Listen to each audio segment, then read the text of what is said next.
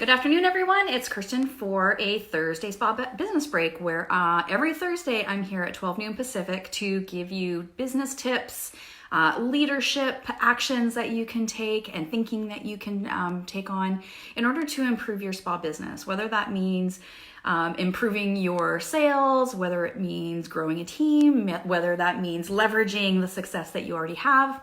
I am totally committed to sharing information about how to up-level your spa business so that you don't feel like it's running you. You actually are running it.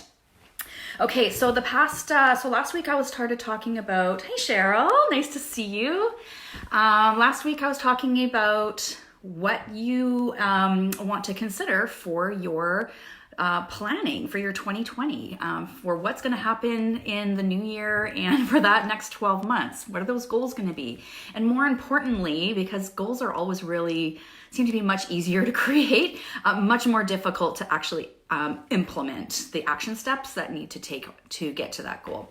So today I want to share with you the itinerary, as well as some of the tools, some of the things that you'll need on your planning day to help it to be successful for you, so that, you know, at the end of the day, you're not just kind of left with a bunch of like notes and ideas that you don't end up really doing anything with. So there needs to be structure to a planning day or days. So for myself, one of my SD besties, we're getting together next month for 2 full days, and we're creating a plan for what we're actually doing for those 2 days. Otherwise, it's really easy just to kind of, talk shop, blah, blah, blah, but we really want to make sure that we have concrete plan of action and implementation steps when we're finished our day. So the first thing I want to share is your itinerary for your planning day. What is that going to look like? So the first thing that you need to do is analysis. You need to take a look at what happened for 2019, as well as 2017 or 2018, and quite frankly, probably 2017, to see the patterns of your growth. Or maybe it's kind of stalling out. So, when we are getting ready to create goals, we need to know where we are now. And where we are now, the only way to get a really clear idea, get a concrete idea of where we are now, we need to have factual data. So that is your reports. So you're also going to need to be pulling specific reports for your analysis. So you're going to want sales reports. You're going to want, and that needs to be broken down into service and retail sales. Because if you're not breaking down your sales reports to be able to make goals, then it's much more difficult to affect change to those sales goals if it's not broken down. So you want service sales, retail sales. The other thing that you want to be pulling for reports is your KPIs, your key performance indicators, or your metrics, whatever you refer to them as. So that would be your productivity, your pre-booking ratio, your retail to sales ratio, average ticket. Make sure you're breaking down average ticket into your average service ticket, average retail ticket, as well as average combined ticket. You also want to look at your retention metrics. Retention is the metric that tells you whether your clients are happy. Because if they're not coming back, there's something not quite right, and that needs to be determined in order to be able to plug the holes before you just add more marketing and lose people if your retention isn't very good. So you'll need your sales metrics, you'll need your performance metrics, and you'll need them for a couple of years so that you can see what is happening as far as pattern. Because sometimes I see you guys getting freaked out over a couple of months, a couple of slow months, but really we're looking for a pattern more than that. So sometimes things happen, whether it is a time of year, it's a little bit slower. It could be something going on in our culture that, perhaps, your community is distracted with something that's going on. Maybe it's the start of the school year, and we know that is typically a quieter time. So we need to look for patterns that are emerging so that we can have a better analysis of what's going on. All right. So you need to know also what's going well in your business. Take some notes about what's going well, what needs to be improved. What you'll be wanting to also use at this point of analysis is a SWOT. Now, a SWOT stands for strengths, weaknesses, opportunities, and strengths, or strengths, weaknesses, opportunities, and threats. So this is going to look backwards for you guys, but this is a little document of what a SWOT can look like. This was from a 2016 planning session that I did online for spa owners. And so it's really just like a worksheet to start brainstorming about, hey, the strengths of what's happening in the businesses, the weaknesses that are happening in the business, the opportunities that are there, and also the threats that are there, so that you could have a big picture version of kind of what you want to be working on. You'll also want to break down the what's working, what's not into categories. So typically for spas, you want to look at the category of clients, staff, sales, service, retail, and time. Analyze time. How is your time working out for you? As well as your leadership. So those are the categories. So I make sure you write some of this down and take notes so that when you get to your own planning day, you've got some structure for it. All right, so once you have your analysis, what's working, what's not, you got your metrics, you got some spreadsheets, then it's time to look at goal setting.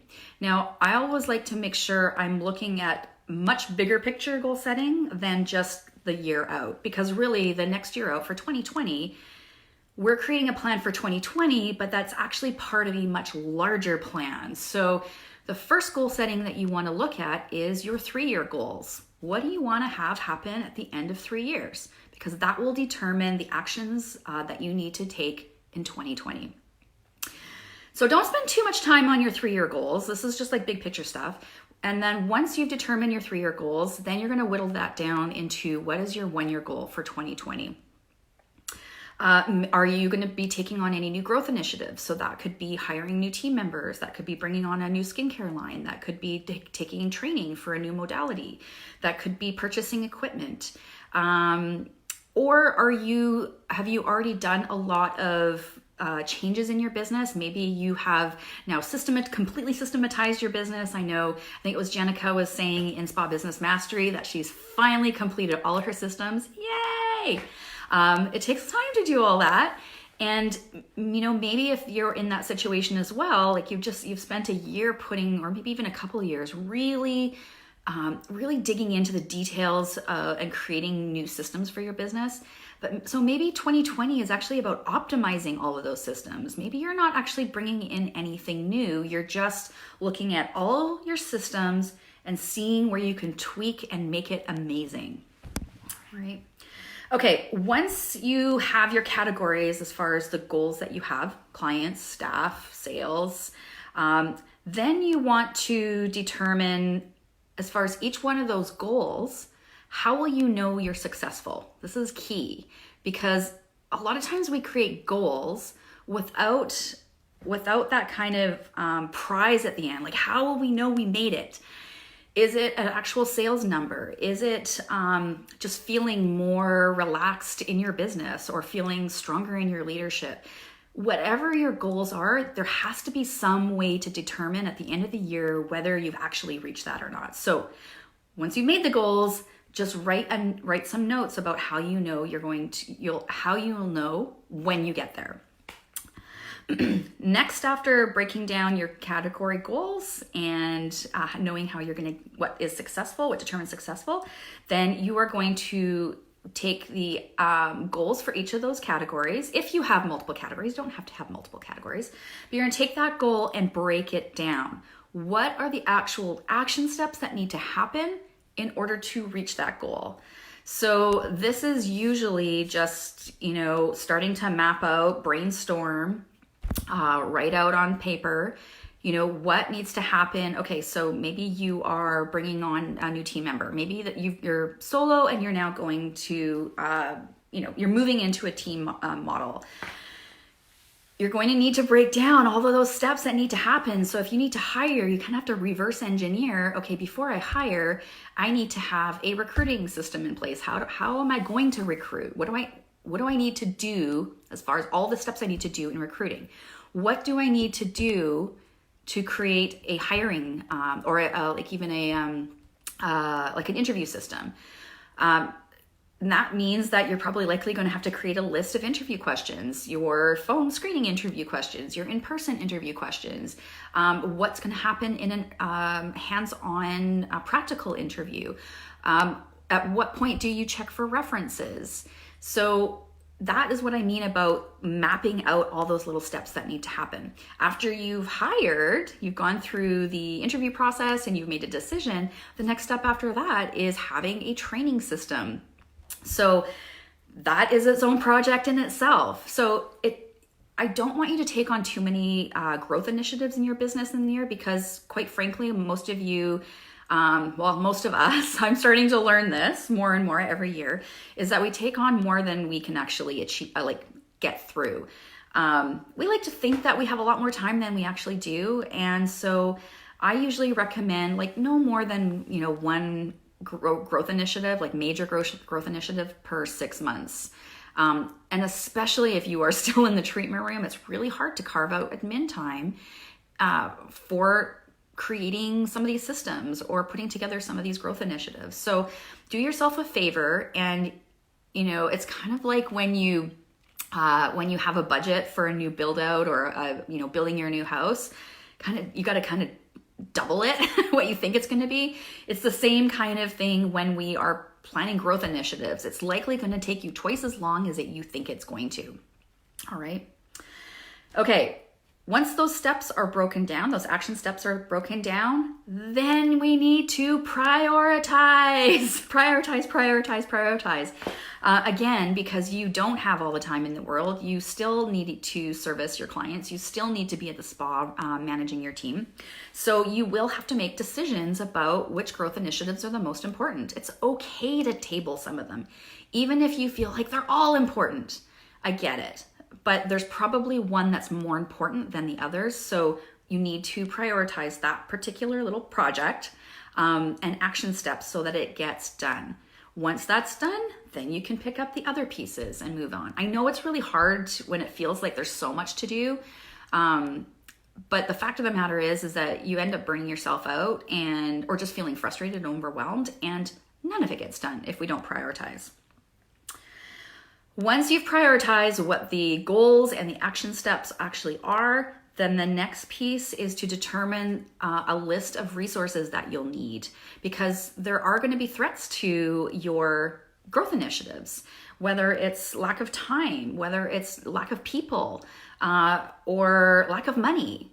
So you need to create a plan for how you're going to handle those pieces. So if you want to do a great big huge launch for say it's for a new service that you've brought on, and you plan to do Facebook ads with that, you're gonna run, and if you're cash strapped, you're gonna run into some issues with how are you gonna pay for Facebook ads, or how are you gonna get the reach that you want if you totally want to blast this out, if you can't afford to pay for Facebook ads. So there needs to be a plan for some of these threats to your growth initiatives. And the thing here is, it's not meant to be a Debbie Downer. It's really just meant to make sure that you are prepared. And you may find that there are resources that you're lacking in some of your growth initiatives, which then affect the priority. So if you're totally cash strapped and part of your growth initiative includes Facebook ads, you might have to re-strategize about how you're going to get that kind of visibility if you can't afford to pay for somebody to do the ads for you on top of your ad spend, all right? Now, Facebook ads work, but you have to know what you're doing. You can't just hit the boost button on your page. And if you're cash strapped, you don't want to be, just kind of floating out money unless you know it's actually going to be really giving you a great ROI. Okay, after you've determined your risks and resources, then it's time to apply due dates and accountability. This is really hard sometimes when you are a solo because you're accountable to yourself. This is where I highly recommend that you have, an esty bestie or another business best friend that you work with and collaborate with, or even speak out what your goals are publicly to hold yourself accountable for those things. That works too, but you need some way to hold yourself accountable. And having a timeline and due dates, and maybe there's people that you have delivery dates to. So maybe if you are doing a website redo, if you're working with a team on your social media or on your website or email marketing or any of that, you are going to have to be accountable to the rest of the team to make sure you're getting your deliverables on time so you're not holding up everybody else. I also recommend that once you have your implementation steps down, that you use some sort of project management software, because that's really essentially what you're working on is one big project. It's a goal project, right? And where I see a lot of you floundering is just kind of organizing, kind of these ideas and the steps and the resources. Use something like Asana, asana.com, ASANA, super easy project management tool. You can just use the basics, use the task list, just so you know where you are in your project. And if you are working with a spa manager or a coach or a mentor or something like that, having a project management tool like Asana or ClickUp or Teamwork or Monday, there's lots of them out there. Everybody can, action a lot of this stuff out way more smoothly, and the communication is really smooth as well. Now, as far as implementation, one of the ways that I really, I much more enjoy implementation. So now that you have your 2020 plan mapped out, it can kind of seem really big, and you can get kind of lost as the months go through. I think it was probably about 3 or 4 years ago, I read this book. It was called The 12-Week Year. You can see it's backwards there. Brian Moran and Michael Lennington. And what the concept of the 12-week year is, you basically break up your year into quarters, into 12 weeks, and you are using it more like a sprint rather than a long 1 year full kind of plan. It really just helps to keep it more interesting. And it just feels like there's more energy in the plan, especially when you get to the second, third, and fourth quarters, which is where most entrepreneurs fall apart in their planning. And then my final note here for you is, after the goal setting is done, the action steps are mapped out, the threats and opportunities are identified, and everything's prioritized, then absolutely make sure that you are booking meetings. If you're a solo, make sure you book a couple of days every quarter to go over your plan. Are you on track? What's missing? What do you need to do? Maybe something's happened and you need to course correct. So rather than just letting the plan kind of lose luster, pre-book those kind of planning, what would you call it? Kind of planning brush up or planning check-in meetings, especially if you have a team and a spa manager. I highly recommend that you're doing those quarterly for sure. You definitely need to be having monthly and almost weekly meetings with your spa manager on just kind of regular general day-to-day stuff. But as far as planning, make sure you have those meetings to go over what the plan was, how is it going, what's missing, what do you need, and how are we moving forward? Is there anything we need to course correct moving forward? So that is your 2020 planning toolkit. So making sure you have an itinerary. And then the next piece, and I also talked about the reports. Now, the final piece of your toolkit I want to share with you is about supplies. What do you want to have available for you for supplies on your planning day? So I like to have a whiteboard. I've got a couple of them. One's attached to my wall, and one is I can bring around with me. And I like using a whiteboard just kind of for big picture kind of thoughts and ideas and kind of spitballing things. You want to have some SWOT worksheets available, right? So for every growth initiative or category that you're working on, you want to have a SWOT sheet. You can just make that yourself on just a piece of paper if you want. It's super easy. Or you can download them off the internet. There's lots out there too.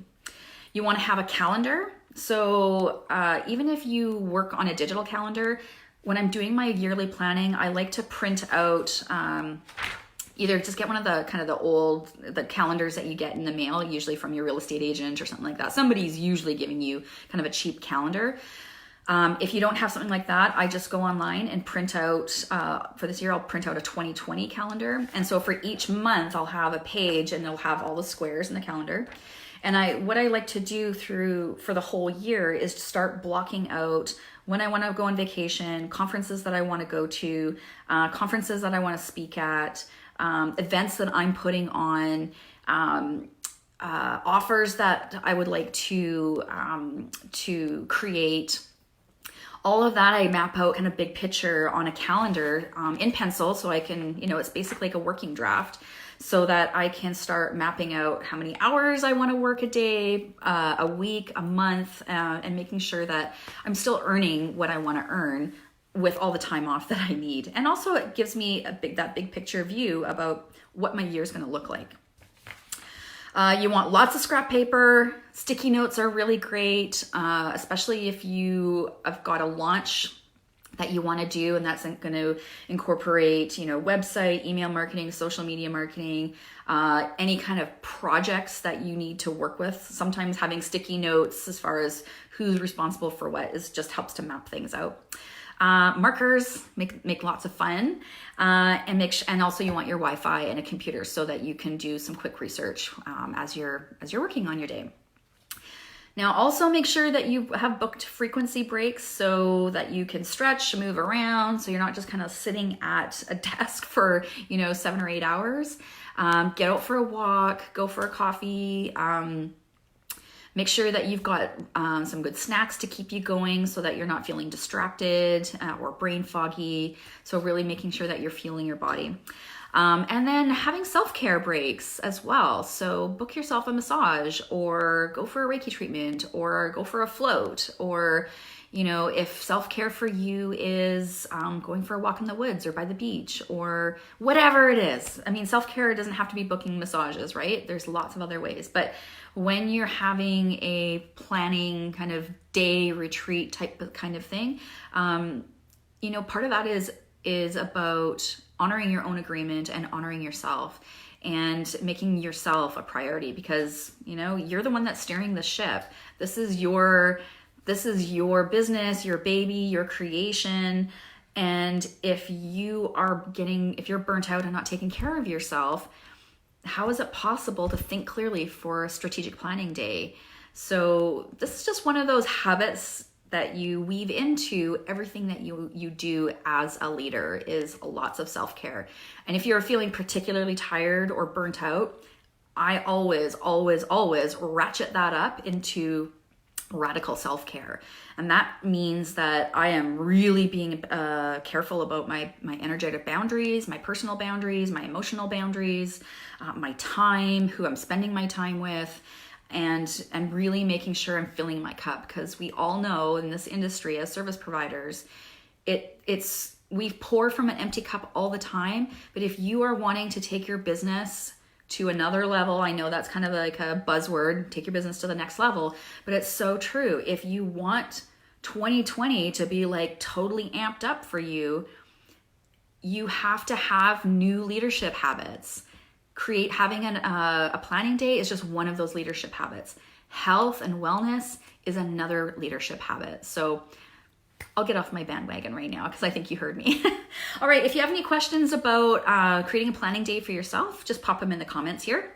I still have a couple of spots left for any of you that want to take advantage of working with me on your 2020 planning. I've created a half-day strategy session for anybody who'd like to take me up on it.